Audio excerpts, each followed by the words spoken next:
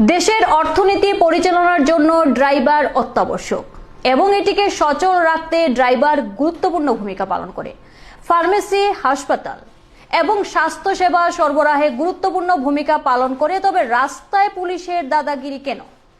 Driver দেশের সৈনিক হিসেবে কাজ করে এবং এই ড্রাইভাররা তেল, গ্যাস, জল, দুধ, কাঁচামাল সহ অন্য পণ্য প্রতিদিন অসংখ্য দূর থেকে সঠিক জায়গায় পৌঁছায়।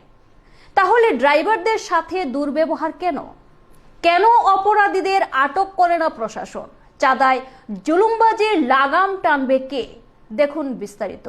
দেশের অর্থনীতি পরিচালনার জন্য ড্রাইভার অপরিহার্য এবং এটিকে সচল রাখতে ট্রাক চালকরা গুরুত্বপূর্ণ ভূমিকা পালন করে। তবে ড্রাইভারদের সাথে রাস্তায় চাঁদার জুলুমবাজি কেন? আর পুলিশ কেন চুপ? কেন তাদেরকে আটক করে না? রাস্তার উপর নির্ভর করে ড্রাইভারদের জীবিকা চলে। যেখানে তারা যানবাহন চালনা করে সেখানে যাত্রীদের গন্তব্যে পৌঁছতে দেয়।